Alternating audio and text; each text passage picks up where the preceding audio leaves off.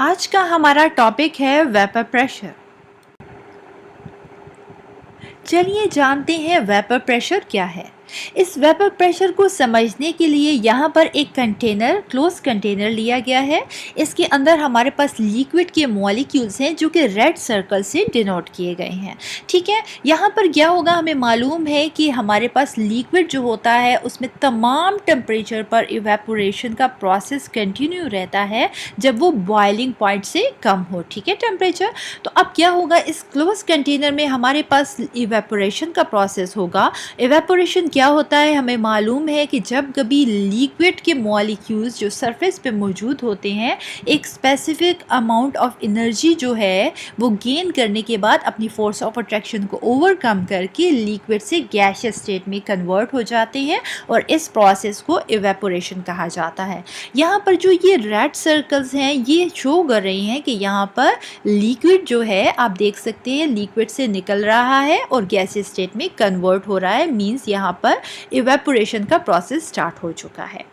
Second container को आप देखें तो यहाँ पर लिखा गया है कि रेट ऑफ इवेपोरेशन ग्रेटर है as compare to the rate of condensation. यहाँ आप देख सकते हैं कि जो रेड सर्कल है ये रिप्रेजेंट कर रहा है इवेपोरेशन को और जो पर्पल सर्कल्स हैं ये रिप्रेजेंट कर रहे हैं कंडेंसेशन को। अब कंडेंसेशन क्या है? कंडेंसेशन मीन्स कि जब हमारे पास गैस के जो मॉलिक्यूल्स होंगे वो कन्वर्ट होंगे लिक्विड स्टेट में, तो इस प्रोसेस को कंडेंसेशन कहा जाता है।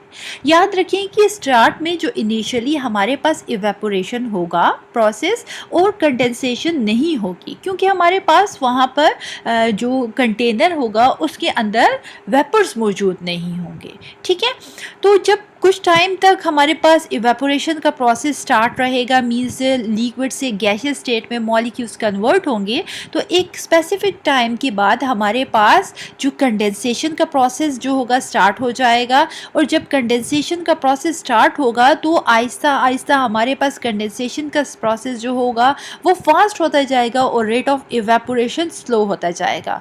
और एक टाइम ऐसा आएगा कि जब rate of evaporation is equal to rate of condensation हो जाएगा। जैसे कि आप इस थर्ड डायग्राम में देख सकते हैं, यहाँ पर रेट ऑफ इवेपोरेशन जो होगा मींस लिक्विड का गैसियस स्टेट पे कन्वर्ट होना वो इक्वल हो जाएगा रेट ऑफ कंडेंसेशन के, जो कि क्या होता है गैसेस का लिक्विड स्टेट में कन्वर्ट होना।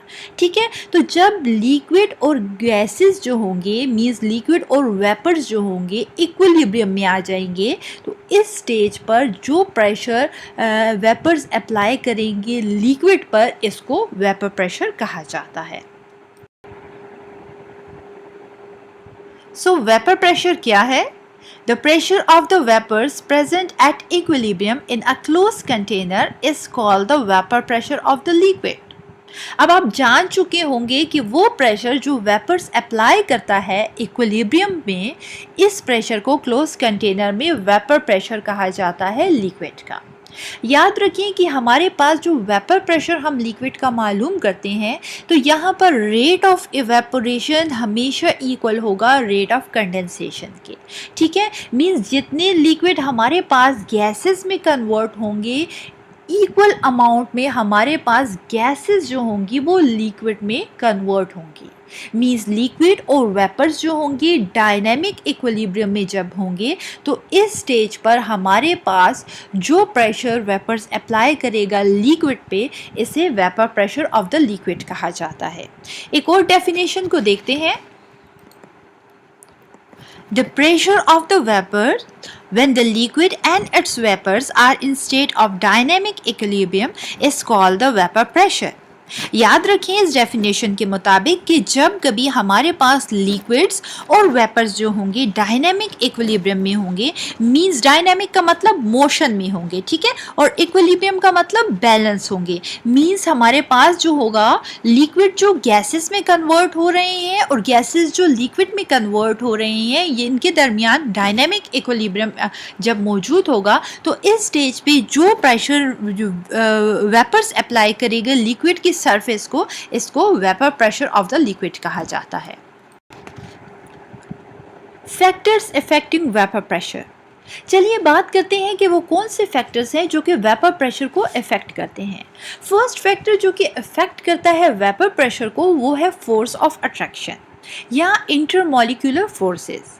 हम जानते हैं कि लिक्विड जो होते हैं डिफरेंट नेचर के होते हैं और जब कभी हमारे पास लिक्विड मॉलिक्यूल्स में स्ट्रॉन्ग फोर्स ऑफ अट्रैक्शन मौजूद होगी तो याद रखिए कि वहाँ पर जो वेपर प्रेशर होगा वो हमेशा कम होगा।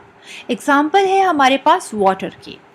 और जब कभी हमारे पास लिक्विड मॉलिक्यूल्स के दरमियान वीक फोर्स ऑफ अट्रैक्शन होगी तो इस केस में हमेशा वेपर प्रेशर जो होगा वो हाई वेपर प्रेशर होगा, जैसे कि ईथर में है। यही वजह है कि हमारे पास जो ईथर है वो वॉलेटाइल होता है नेचर में और वाटर नॉन वॉलेटाइल है नेचर में। ऐसा क्यों है? दर हकीकत जो वाटर के मॉलिक्यूल्स होते हैं इनके दरमियान फोर्स ऑफ अट्रैक्शन जो होती है वो स्ट्रॉन्ग होती है। यहाँ पर वाटर मॉलिक्यूल्स के दरमियान हाइड्रोजन बॉन्डिंग मौजूद होती है। यही वजह है कि इस हाइड्रोजन बॉन्डिंग की वजह से वाटर के मॉलिक्यूल्स जो हैं वो स्ट्रॉन्गली अटैच होते हैं एक दूसरे के साथ और उन्हें हाई एनर्जी रिक्वायर्ड होती है कि इस फोर्स ऑफ अट्रैक्शन को ओवरकम करके लिक्विड से गैसियस स्टेट में कन्वर्ट हो जाए। यही वजह है कि यहाँ पर प्रोसेस जो होता है वो स्लो होता है और हमारे पास वेपर प्रेशर जो है वो कम है।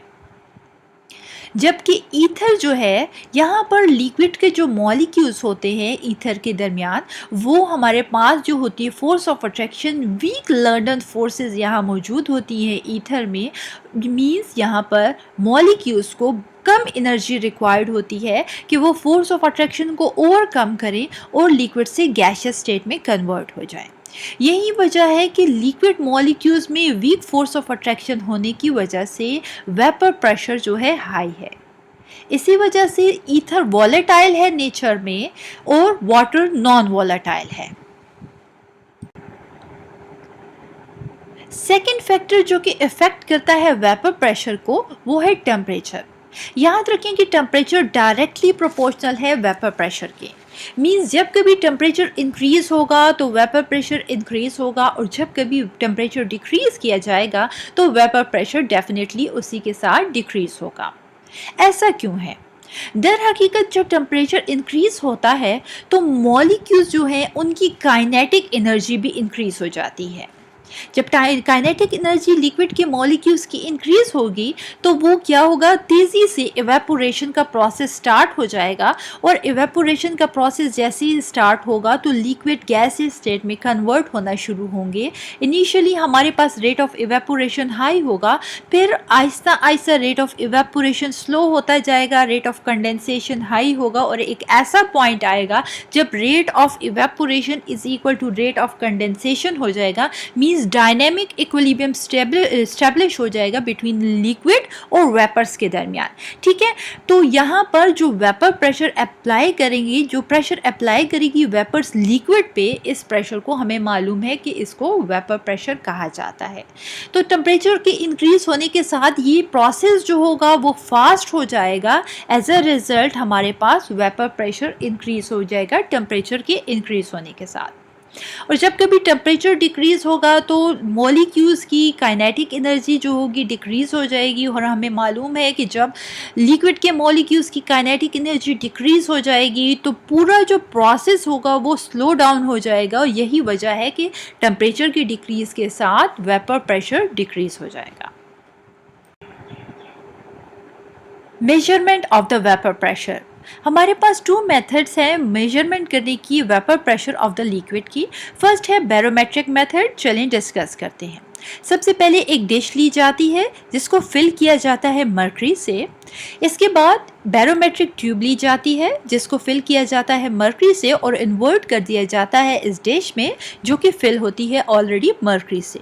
ठीक है, अब क्या करेंगे कि यहाँ पर हम ये जो मर्करी है बैरोमेट्रिक ट्यूब में इसके लेवल को नोट कर लेंगे।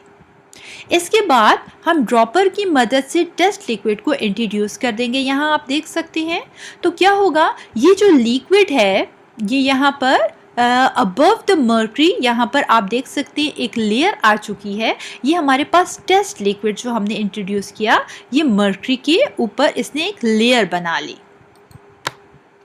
अब ये टेस्ट लिक्विड जो है ये वेपराइज होगा। एज अ रिजल्ट क्या होगा, यहाँ पर हमें मालूम है कि जो ऊपर वैक्यूम सा है यहाँ पर वेपर्स आ जाएंगे। ये वेपर्स जो हैं ये मर्करी की सरफेस पर एक प्रेशर अप्लाई करेंगे, जिसकी वजह से आप देख सकते हैं कि मर्करी का जो लेवल है ये सेकंड जो बैरोमेट्रिक ट्यूब है इसमें रिड्यूस हो गया है। ठीक है, ये अब जो हमें चेंज इन हाइट है आप देख सकते हैं, फर्स्ट वन अगर आप देखें तो यहाँ पर जो मर्करी का लेवल है बैरोमेट्रिक ट्यूब में वो हाई है। सेकंड ट्यूब में आप देख सकते हैं कि हमने जब यहाँ पर टेस्ट लिक्विड इंट्रोड्यूस किया तो उसकी वजह से जो वेपर्स बने इस लिक्विड के, तो उन्होंने प्रेशर अप्लाई किया जिसकी वजह से मर्करी का लेवल जो है रिड्यूस हो गया। और अब जब हम ये डिफरेंस नोट करेंगे कि ये अब हाइट जो न्यू हाइट है इसमें हमारे पास कितना डिफरेंस आ गया है, तो ये हमें बताएगी कि वेपर प्रेशर लिक्विड का क्या है। सेकेंड मेथड जो कि यूज़ किया जाता है measurement of the vapour pressure of the liquid के लिए वो है मानोमेट्रिक मेथड। इस मेथड में हमारे पास जैसे कि आप देख सकते हैं एक राउंड बॉटम फ्लास्क है, इसको टेस्ट लिक्विड से फिल कर दिया जाता है। इस राउंड बॉटम फ्लास्क को कनेक्ट किया जाता है एक टी शेप ट्यूब से। आप देख सकते हैं जैसे कि इस टी शेप ट्यूब के एक एंड पे कनेक्ट है वैक्यूम पंप और दूसरी साइड पे मानोमीटर अटैच है इसके साथ। ठीक है, अब इस टेस्ट लिक्विड को पहले बॉयल किया जाता है ताकि इसमें से जो एक्सेस एयर है वो रिमूव कर ली जाए। इसके बाद इसको फ्रोज़न किया जाता है और उसके बाद दोबारा से इसमें से जो डिज़ोल्व एयर है इसको वैक्यूम पंप के ज़रिए रिमूव कर लिया जाता है। इस प्रोसेस को रिपीट किया जाता है अगेन एंड अगेन। पहले बॉइलिंग की जाती है, फिर इसके बाद इसको फ्रोज़न किया जाता है इस टेस्ट लिक्विड को, ताकि इसमें से जो तमाम की तमाम डिज़ोल्व एयर है वो रिमूव कर ली जाए। इसके बाद क्या कर लिया जाता है कि इस टेस्ट लिक्विड को हम सेट कर देते हैं थर्मोस्टेट पर। टेम्परेचर एक डिज़ायर्ड टेम्परेचर इसको दिया जाता है। अब क्या होता है, ये जो लिक्विड है इस आप देख सकते हैं राउंड बॉटम फ्लास्क में, तो अब क्या होता है इसमें से वेपर्स निकलते हैं। ठीक है, वेपर्स निकलते हैं और ये जाते हैं, इस वेपर्स को अलाउ किया जाता है कि ये जो आप देख सकते हैं जैसे कि मानोमीटर में हमारे पास मर्करी से ये फिल है, तो यहाँ से जो इसके वेपर्स हैं ये जाते हैं और प्रेशर अप्लाई करते हैं इस मर्करी पे। तो एज अ रिज़ल्ट क्या होता है, हमारे पास जो हाइट का डिफरेंस आ जाता है इस मर्करी कॉलम में वो हमें बताता है कि वेपर प्रेशर लिक्विड का क्या है।